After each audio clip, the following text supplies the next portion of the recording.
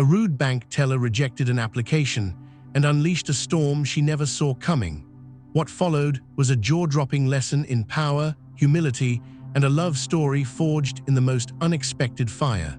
The most dangerous gang doesn't always carry weapons, sometimes they carry checks. If you're new here, subscribe and comment your location. Now let's begin. I'm sorry, Mr. Bear, is it? But a loan of this size for a what did you call it? A community auto shop? Jessica's laugh was a sharp, polished thing, like the edge of the marble counter she leaned against. She didn't look sorry at all. It's not a sound investment. We fund businesses, not unrealistic charities for juvenile delinquents.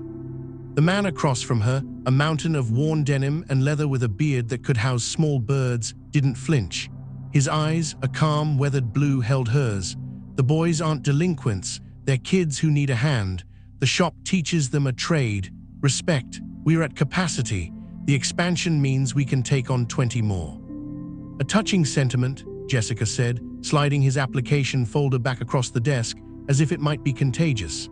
She glanced at his hands, grease permanently etched into the creases. But your collateral is a plot of land in a, let's be frank, undesirable part of town, and your business plan reads like a feel-good movie synopsis. First Liberty Bank cannot underwrite fantasies. My decision is final. Bear, whose real name was Daniel but hadn't heard it in decades, slowly nodded. He placed his large, calloused hands flat on the desk.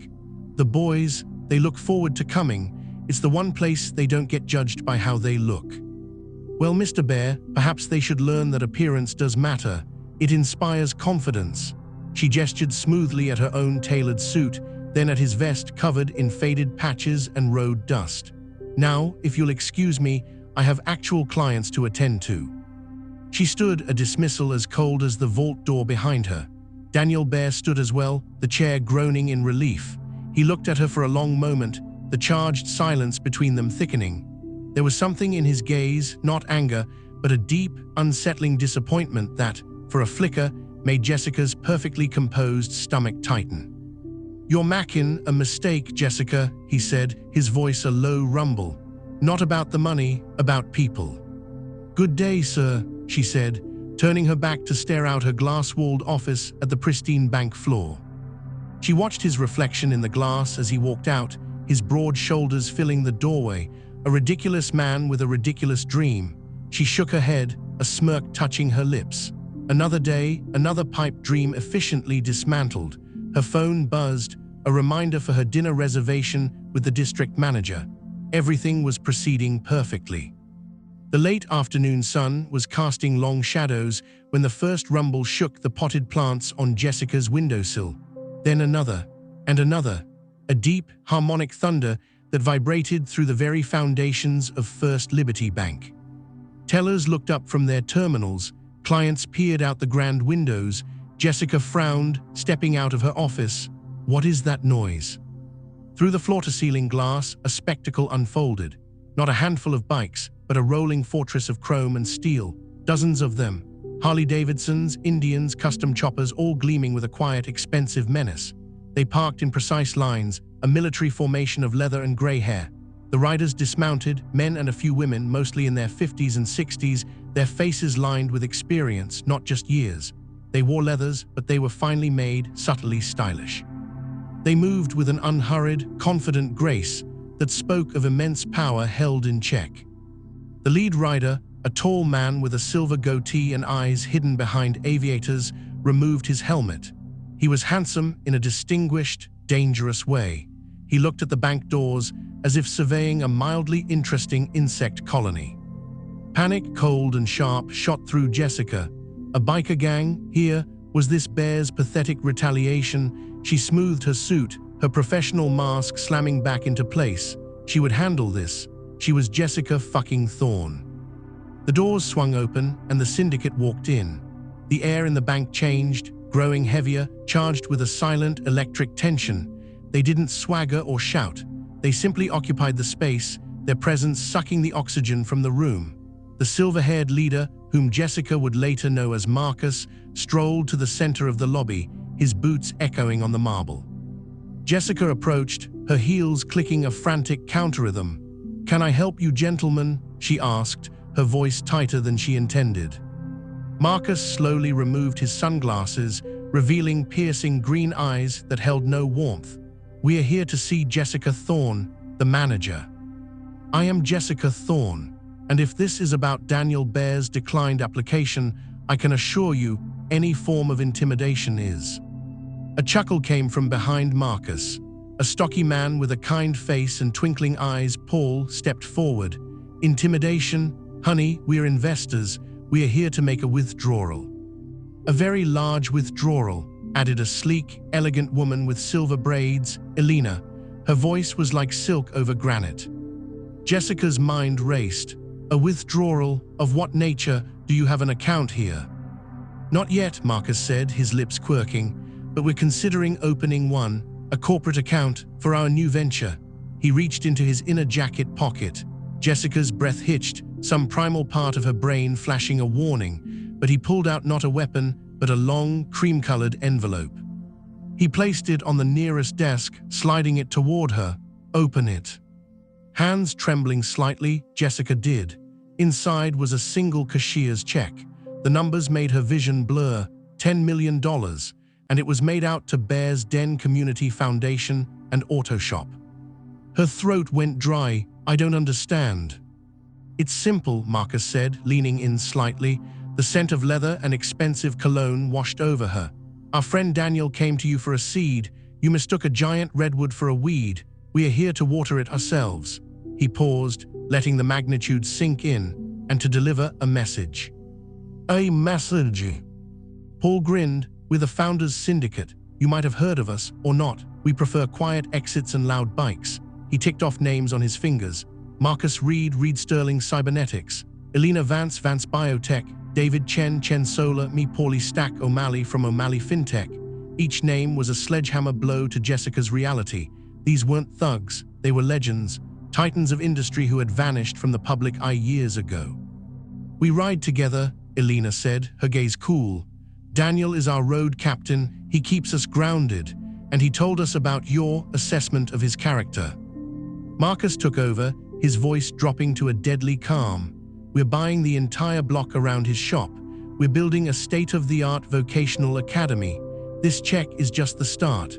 We're also moving our substantial, and I mean very substantial, holdings from our various traditional institutions." He leaned closer, and the charged chemistry was undeniable, a terrifying magnetism. "We were going to consolidate them here, $100 million deposit minimum.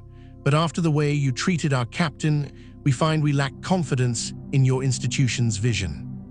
Jessica felt the world tilting. "Mr. Reed, please, there must have been a misunderstanding. I was simply adhering to bank policy." "Policy that can't see past a leather vest," David Chen spoke for the first time, his voice quiet but cutting. "My first company was run from a garage. You would have rejected me too." "Here's the offer," Marcus said, straightening up, his presence filling the room. "You will personally and publicly at the site of Bear's Den tomorrow at noon apologize to Daniel and the kids. You will eat every condescending word you served him today. You will do it with genuine humility. And you will announce, as manager of First Liberty, a new community investment initiative donated by an anonymous benefactor, which will, coincidentally, match our $10 million for local youth programs." He paused, letting the impossible demand hang in the air. "Do that, and we might reconsider moving our accounts. Maybe." "Or," Jessica whispered, the word scraping her throat. Marcus smiled. It didn't reach his eyes. "Or we pull every dime we have from every bank in this town. We fund Bear's Academy ourselves, right across the street from your branch.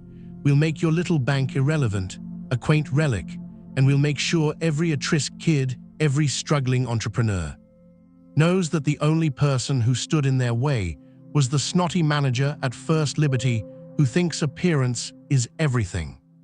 The silence was absolute. Jessica could hear her own heartbeat thundering in her ears. Her career, her reputation, her entire life scaffolding was cracking under the weight of that single, scornful decision. "You have until 9 a.m. tomorrow to give Daniel your answer," Marcus said. He tapped the $10 million check on the desk. "This stays here, a token of our good faith." With that, the syndicate turned as one and walked out, leaving behind the scent of rebellion and a stunned, silent bank. As the roaring symphony of their engines faded, Jessica stared at the check. It was a lifeline and a death sentence, all in one. Daniel was under an old Cadillac when his phone buzzed. He slid out, wiping his hands. The shop was quiet now, the boys gone for the day, he answered. "Mr. Bear, it's Jessica Thorne." The voice was different. Stripped of its lacquer, it sounded almost human. "Jessica," he didn't say more. I'd like to meet, to talk, not at the bank, somewhere neutral." He gave her the address of a diner near the shop, a place with sticky vinyl booths and good pie. Hanging up, he felt a weary sadness. He hadn't asked the syndicate for anything. They were his brothers, his sisters of the road, but they were also forces of nature. He'd only gone for a ride to clear his head after the meeting, and Marcus had taken one look at his face and deduced the rest. The syndicate didn't like it when one of their own was hurt. An hour later, Jessica walked in. She, changed into dark jeans and a simple sweater, her hair down. She looked younger and utterly lost. She slid into the booth opposite him. "They came," she said, her eyes not meeting his. "They do that.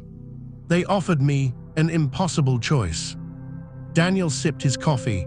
Marcus likes dramatic gestures, but the money's real, the offer's real. The kids'll get their academy, Jess, with or without you. Her head snapped up at the casual shortening of her name. Why not just take the money and gloat? Why force me into this public humiliation? Daniel studied her, the perfect, fragile shell of her now cracked. "You think it's about you? It ain't, it's about them." He gestured out the window toward the dimly lit streets. "The boys who see your bank, all that glass and stone, and know it's not for them.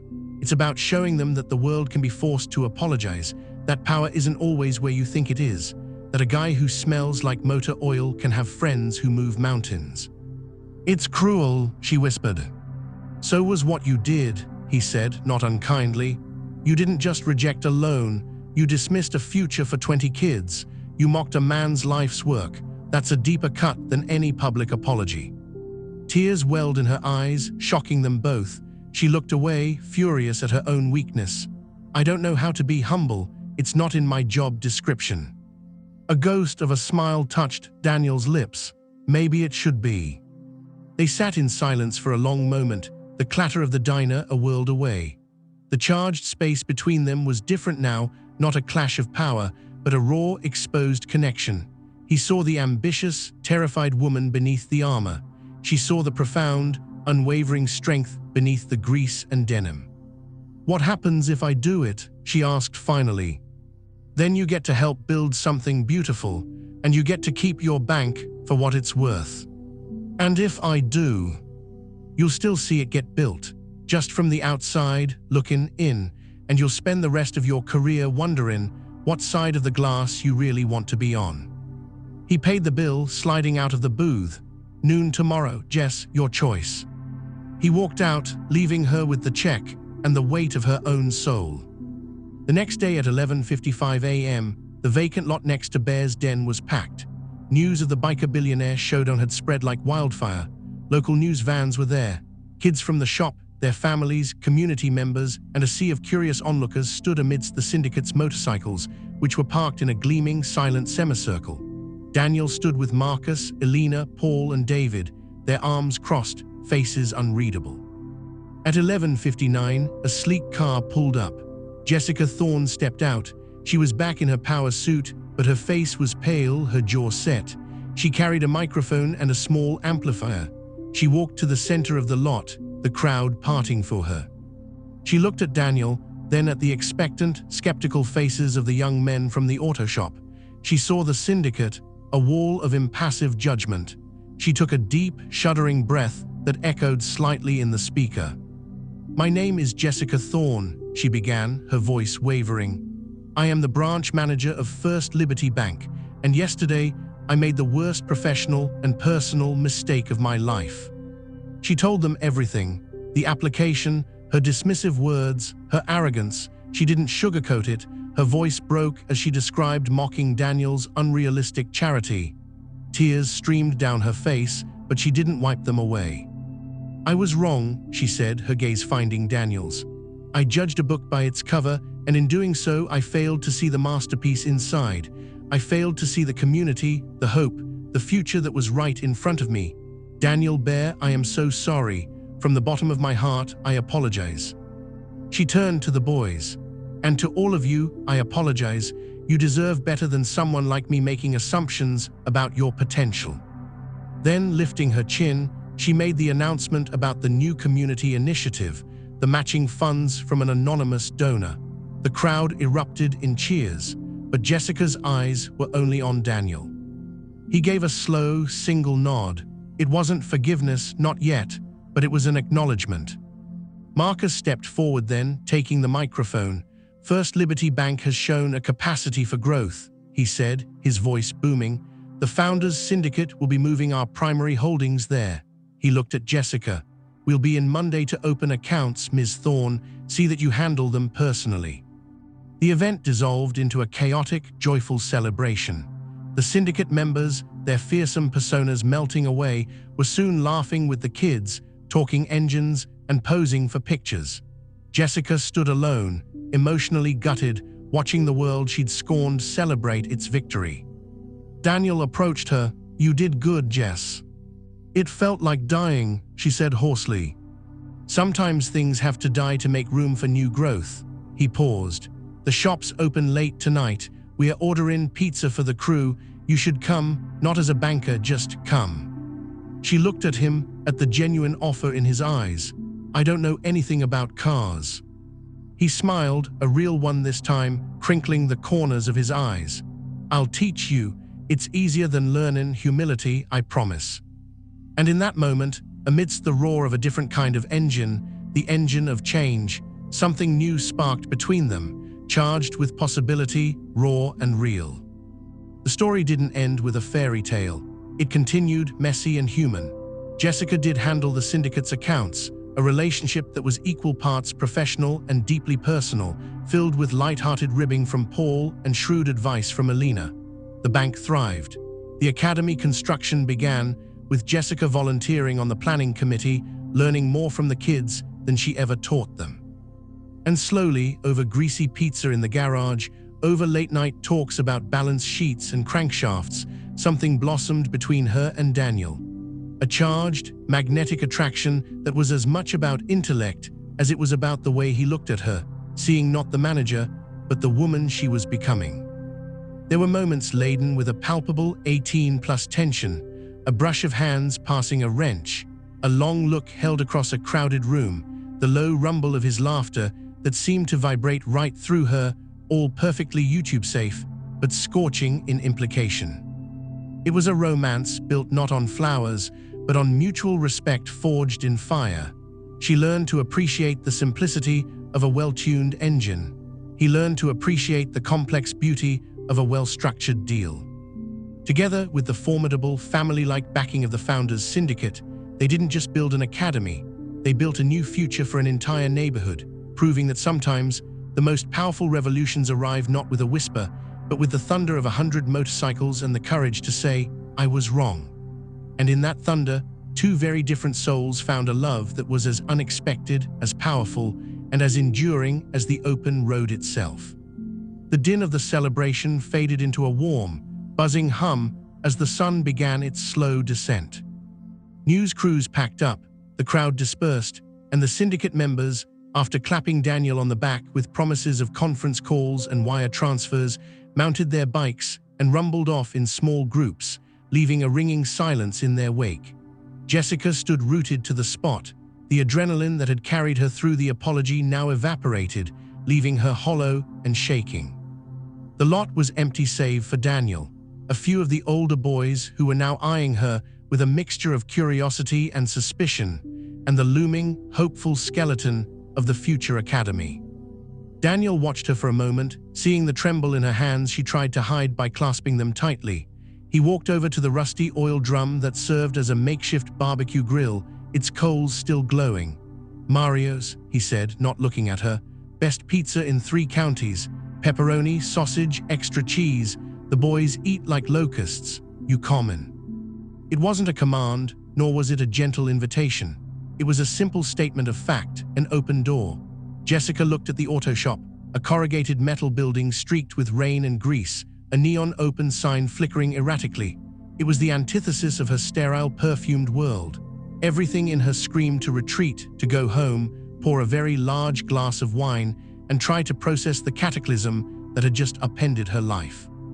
But something else, a small, stubborn ember that had been ignited by the raw honesty of her own public dismantling, pushed her forward. She had just told the world she was wrong. Hiding now would make it all a lie. Yes, all right, she said, her voice thin. One of the teenagers, a lanky kid named Leo, with a fierce intelligence in his eyes, snorted. You gonna get grease on your Prada, lady. Leo, Daniel's voice held a warning, but it was mild. Jessica looked down at her suit, a crisp, ivory Alexander McQueen. It felt like a costume now. Probably, she said, meeting Leo's gaze, but it's just a suit. That seemed to amuse him. He shrugged and ambled toward the shop, calling over his shoulder, extra olives on my half. The next few hours were a surreal immersion into a world Jessica had only ever driven past with her windows up. The shop was a cathedral of mechanical possibility. Car parts and tools hung in organized chaos on pegboards. The air was thick with the familiar, comforting scents of oil, gasoline, and rubber. Classic rock played from a dusty radio. The boys, ranging from scrawny 14-year-olds to broad-shouldered 20-somethings, moved with a practiced ease, joking, arguing about carburetors versus fuel injection, and eyeing Jessica with open curiosity. She felt like a specimen under glass, until Daniel handed her a stack of paper plates and a roll of paper towels. Make yourself useful, he said, a faint glimmer in his blue eyes. She set up the makeshift table on 2 rolling tool chests. When the pizzas arrived, steam fogging the cardboard boxes, the boys descended. Jessica found herself pressed against a workbench, holding a dripping slice of pepperoni, utterly out of her element. She listened to their talk, about a '67 Mustang engine rebuild, about school troubles, about a sister's birthday. The conversation was earthy, real, and devoid of any of the strategic posturing of her boardroom lunches. Daniel held court without trying to, his low rumble of a voice settling disputes and offering quiet advice. He caught her watching him once, and the intensity of his look sent a current through her that had nothing to do with the day's drama. It was primal, direct. She looked away first, her cheeks warming. Later, as the boys began to trickle out with shouts of "See ya, bear," and curious nods to Ms. Thorne, Jessica started gathering the debris. Her sleeve caught on a protruding bolt, and with a faint rip, a small tear opened on the silk-lined cuff. Told you, Leo said, grinning as he swept past with a trash bag. Daniel appeared beside her. See Mia. He led her to a deep sink in the corner. Peroxide gets out grease, usually. He poured a little onto a clean rag. Give me your arm. The request was intimate. Hesitantly, she extended her arm. His hand, huge and warm and etched with countless scars and blackened lines, encircled her wrist with a surprising gentleness. The contrast was electrifying. His touch was careful, precise, as he dabbed at the tiny spot of grease on her cuff. She was acutely aware of his proximity, the solid wall of his chest, the scent of him, soap, leather, and something indefinably masculine. The charged moment stretched, thick and silent. His thumb brushed the delicate skin of her inner wrist, and her breath hitched. He felt it. She saw his eyes darken. Sorry about the suit, he murmured, his voice barely above the hum of the fluorescent lights. It's just a suit, she repeated, her own voice a whisper. He released her wrist, but the ghost of his touch lingered. You meant what you said today, he stated. It wasn't a question. I had no other choice. There's always a choice, Jess. You could have resigned. You could have called our bluff. You stood there and took it. That took guts of a different kind. Hearing him say her name that way, short, familiar, rolling off his tongue like it belonged there, unsettled her further. I don't feel brave, I feel gutted. That's where the good stuff starts, he said, turning to put the peroxide away, when all the junk you thought was important gets stripped away. He walked her to her car later, the parking lot bathed in the orange glow of a single security light. The city sounds felt distant here. Monday, he said, Marcus and the others, they're not gonna go easy on you. I expect not. They're good people, the best, but they protect their own. And you're on probation." He leaned against her car door, blocking her exit but not threateningly. It felt possessive. "You gonna be okay?" In that moment, Jessica Thorne, who had built a fortress of competence and control, didn't know the answer. "I have to be, don't I?" A slow smile spread across his face. "Nah, you just have to be willing to learn." He reached out, and with a finger so calloused it snagged on the fine fibers, he gently tucked a stray strand of hair behind her ear. The gesture was devastating in its simplicity. "Get some sleep, Jess." He opened her car door for her, and she slid in, her body humming. As she drove away, she saw him in the rearview mirror, a solitary giant silhouetted against the light of his shop, watching her go. Monday morning at First Liberty Bank was a surreal exercise in cognitive dissonance. The staff treated Jessica with a new, cautious deference laced with unasked questions. The normal buzz of the bank felt muffled. At 10 a.m. sharp, the thunder arrived. Marcus, Elena, Paul, and David walked in, not in full leathers today, but in impeccably cut business casual attire that still managed to look like a uniform of immense power. Marcus wore a charcoal blazer over a black turtleneck, Elena in a sleek pantsuit that probably cost more than Jessica's monthly salary. They carried briefcases that were old, scarred, and undoubtedly full of financial artillery. Jessica met them in the lobby, her professional mask firmly back in place, though it felt thinner, more fragile. "Mr. Reed, Ms. Vance, gentlemen, welcome. My office is ready for you." Marcus gave her a once-over, his green eyes missing nothing. "Lead the way, Ms. Thorne." The meeting that followed was like no banking session Jessica had ever conducted. They were polite but razor-sharp. They asked questions about liquidity ratios, algorithmic trading dependencies, the bank's ethical investment portfolio, and its disaster recovery protocols with the intensity of Special Forces interrogators. Paul, Stack O'Malley, made a joke about blockchain that was so advanced it took Jessica a moment to realize it was a joke, and then she surprised herself by laughing. Elena Vance, while reviewing the bank's community outreach, a paltry single page in the prospectus, leaned forward. "This is pathetic, Jessica. It's window dressing. We're not just moving money here, we're moving a philosophy. That academy gets built with union labor, local contractors, and solar panels from David's company. Your bank will facilitate it transparently. Understood?" "Yes, ma'am," Jessica said, the old defiance replaced by a genuine desire to understand. Halfway through, Daniel arrived. He didn't ride his bike. He drove an old, impeccably restored Ford pickup. He walked into the office, nodded at his friends, and took a seat in the corner, silently observing. His presence changed the chemistry of the room entirely. For Jessica, it was both unnerving and anchoring. She was painfully aware of him, of his quiet scrutiny. Was he judging her performance, seeing if she measured up? When the complex negotiations reached a tense point over bond maturity schedules, Jessica, digging deep into her knowledge, offered a counter-proposal. It was smart, aggressive, and beneficial to the bank. Paul whistled. "She's got teeth, Bear, I like it." Daniel just smiled, a small, private thing that made Jessica's heart skip a beat. "Told you she wasn't just a shiny suit." The charged comment hung in the air. Marcus's lips quirked. "Indeed." By the end of the 3-hour meeting, the foundations were laid. The syndicate would move $150 million in assets in phases.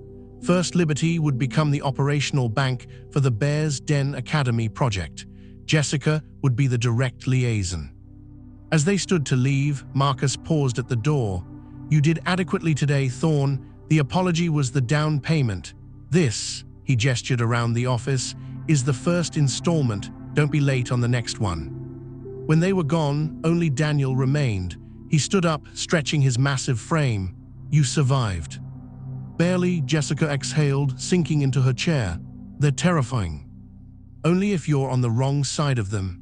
He came around her desk, not invading her space, but claiming a part of it. He picked up a crystal paperweight, a gift from the district manager for a sales award. He hefted it in his palm. "Seems fragile, all show." "Like me last week?" she asked, surprising herself with her own bluntness. He set the paperweight down.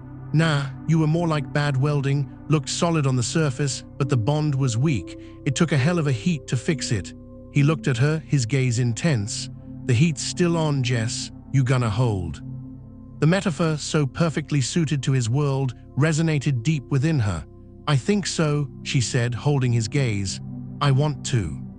He nodded, satisfied. "Good, then I'll see you Thursday." "Thursday?" "The shop, you said you wanted to learn. We start with changing the oil on my truck. 7 p.m., don't wear Prada." With that, he turned and walked out, leaving her with a cocktail of dread, excitement, and a fluttering sensation she hadn't felt in years. Thursday night marked the beginning of Jessica's real education. Under Daniel's patient, no-nonsense instruction, she learned to handle a wrench, to identify an oil filter, to not flinch when grease got under her fingernails. It was frustrating, humbling, and strangely therapeutic. Leo and the other boys, once they got over their initial awe of the bank lady in bank lady clothes, she now wore old jeans and a simple t-shirt, began to offer unsolicited advice, their earlier suspicion melting into a teasing camaraderie. "Yo, Ms. T, you're gonna cross-thread it. Easy. Here, like this." Bear, she's a natural, a menace with a socket set. Daniel would just chuckle, his hands often covering hers to guide emotion, each touch sending jolts of awareness through her. The charged moments were constant, his chest against her back as he reached around her to point at a connection, the low murmur of his voice in her ear explaining compression ratios, the sweat beading on his temple as he demonstrated how to lift a heavy battery. It was an 18-plus tension built on proximity, competence, and a growing, magnetic respect. It was safe, but it simmered. One evening, after a particularly messy session replacing brake pads, they were cleaning up. Jessica was struggling with a stubborn smear of grease on her forearm. Daniel wordlessly took her arm just like the first night, but this time he used a gritty mechanic's soap, working it into a lather with his thumbs, massaging it over her skin with a firm, thorough pressure that was anything but clinical. Her mouth went dry. She watched his bowed head, the concentration on his face. This was a man who built and fixed things with those hands. The intimacy of the act, in the quiet, shadowy garage, was overwhelming. "Daniel," she whispered. He looked up, his eyes meeting hers. The air crackled. He slowly rinsed the soap away, the warm water from the hose cascading over their joined hands. He didn't let go. He studied her face, her parted lips, the pulse he could surely see hammering in her throat. "You're full of surprises, Jessica Thorne," he said, his voice rough. "So are you," she breathed. He leaned in, and for a heart-stopping second, she thought he would kiss her. Instead, he brought her clean hand up and pressed a brief, hard kiss to her knuckles, his beard scratching her skin. It was a promise and a restraint all in one. "Get home safe," he said, releasing her and turning back to his tools, leaving her standing there, her skin burning where his lips had been. Weeks turned into months. The academy's foundation was poured, Jessica's life bifurcated. By day, she was still the manager, but her focus had shifted. She championed new loans for small local businesses, drawing on the syndicate's influence and her own hardened resolve to cut through red tape. She became a familiar, if still slightly incongruous, figure at the construction site in her hard hat and blazer. By night, she was a student of the garage. She learned to change a tire, diagnose a squeaky belt, and even helped Leo rebuild a carburetor. The bond with the boys deepened. She helped them with college applications, listened to their problems, and used her financial acumen to help them set up savings accounts from their shop wages. She was no longer the bank lady. She was Ms. Jess. And through it all, her connection with Daniel deepened into something profound and unspoken. They were a study in contrasts, the refined banker and the rugged mechanic, the strategist and the pragmatist. They debated economics over engine blocks, discussed Plato's Republic while packing wheel bearings. The intellectual and physical chemistry was a constant, thrilling undercurrent. One rainy Friday night, the shop was empty. They were working on Daniel's personal bike, a classic Harley he was restoring. A storm lashed the metal roof, enclosing them in a cocoon of sound and steam from their coffee mugs. They were close together under the bike's lifted frame. He was telling her about his past, pieces he rarely shared. About a tour overseas, about coming back lost, about finding purpose not in boardrooms, but in the simple logic of an engine and the chaotic potential of a kid who needed a break. "I saw myself in them," he said, his voice a low rumble against the rain. "All that anger, that feeling of being worthless, the road, the syndicate, they gave me family, this shop gave me purpose. And then you walked in, all judgment and sharp edges, and I saw someone just as lost, just in a gilded cage." His honesty disarmed her. "I was," she admitted, her voice small. "I was chasing a version of success that felt emptier every time I caught it.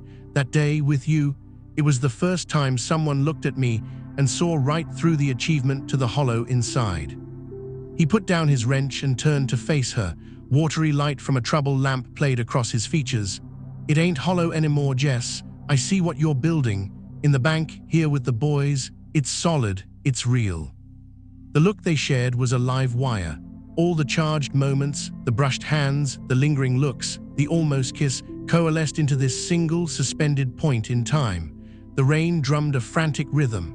He cupped her face, his palm rough and warm against her cheek. This time, there was no hesitation. The kiss was not gentle. It was a collision of two worlds acclaiming. It tasted of coffee and grit and desperate, hungry truth.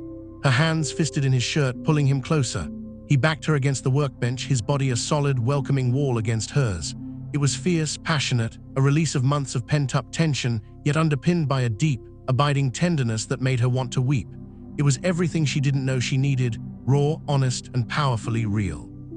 When they finally broke apart, breathless, foreheads touching, the world had irrevocably changed. "About damn time," he breathed, a shaky laugh in his voice. She laughed too, a giddy, free sound she didn't recognize as her own. "I was waiting for you to make a move, Bear. I thought bikers were supposed to be impulsive." "Some things," he said, brushing his thumb over her swollen lips, his eyes dark with promise, "are worth waiting for, worth building right." The romance that unfolded was not of whispered sweet nothings in fancy restaurants. It was shared early mornings at the construction site, his hand at the small of her back. It was her falling asleep on his couch, covered by his worn leather jacket, after helping him with the academy's budget spreadsheets. It was slow dances in the garage to songs on the old radio. It was the way the syndicate now looked at them as a unit, Elena giving Jessica knowing smiles, Marcus gruffly asking her opinion on investment strategies, Paul calling her the old lady just to see Daniel scowl and Jessica blush. It was love built in the heat of transformation, tempered by mutual respect, and charged with a passion that felt earned. The climax came not with a villain, but with a final test. The district manager, a man named Sterling who had always viewed Jessica as a trophy employee, got wind of the unconventional relationship and the bank's deep ties to the biker gang. He arrived unannounced, fueled by gossip and concern over reputational risk. He confronted Jessica in her office, with Daniel present, going over plans. "Jessica, this has gone too far. The motorcycles, the element you're associating with, it's unseemly. The board is concerned. This academy is a liability. I'm recommending we sever ties and distance ourselves." Before Jessica could speak, Daniel stood. He didn't move aggressively, but his presence seemed to fill the room, quiet and immense. "Mr. Sterling," he said, his voice calm but carrying the weight of the open road. "How much is First Liberty's stock worth today?" Sterling sputtered, "That's hardly though." "Around $42 a share," Jessica answered smoothly, her eyes on Daniel, a united front. Daniel pulled out his phone, tapped a few times, and put it on speaker. "Marcus, you're on with me, Jess, and her district manager. Question, what's the syndicate's total holding in First Liberty now?" Marcus's voice, cool and clear, came through. "As of this morning, just over 18%, makes us the largest single shareholder. Why? Someone causing trouble for our liaison." The color drained from Sterling's face. 18% was a controlling interest. They could vote him out at the next board meeting. Daniel leaned on the desk. "The element you're worried about, sir, owns a significant piece of your bank. We're not a liability, we are your future. Jessica here is building that future. You can get on board or you can get out of the way, but you will not disrespect her or what we're building ever again. It was a masterful, quiet power play. The syndicate hadn't just deposited money, they'd quietly bought the kingdom. Jessica looked at Daniel, her heart swelling with a fierce, proud love. He hadn't done it for control, he'd done it to protect their shared vision, to protect her. Sterling left, a broken man. The final barrier was gone. The grand opening of the Bear's Den Vocational Academy was a sun-drenched, glorious affair. The governor was there, the press was there. The entire community, the boys from the shop now in shirts and ties, their families beaming with pride. The founders' syndicate stood together, looking more like proud grandparents than retired titans of industry. Jessica Thorne, no longer in a suit of armor, but in a simple, elegant dress, stood at the podium next to Daniel. He wore a crisp button-down shirt with his sleeves rolled up, his tattoos peeking out, her hand firmly held in his.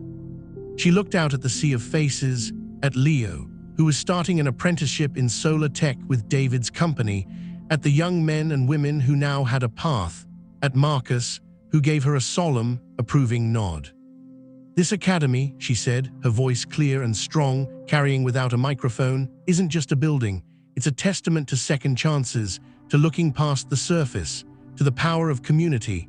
It started with one man's stubborn belief, and it was built by the most unexpected family I've ever known."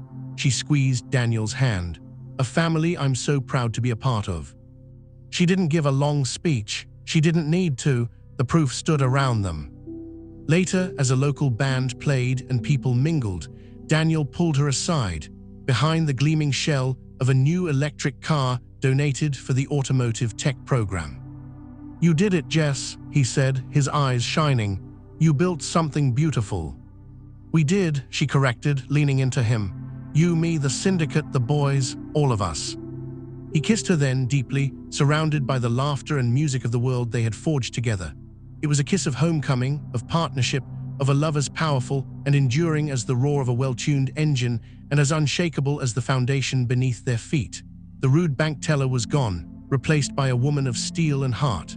The scruffy biker had proven to be a king in disguise. And together, with their unlikely, magnificent gang, they hadn't just gotten a loan approved. They had rewritten the rules of the game, and in doing so, had found everything they never knew they were searching for. Thank you for riding with us on this incredible journey. Have you ever been judged by your appearance, only to prove everyone wrong? Let us know where you're watching from, and hit subscribe for more stories where the underdog roars back with a vengeance. Your support means the world. Until next time.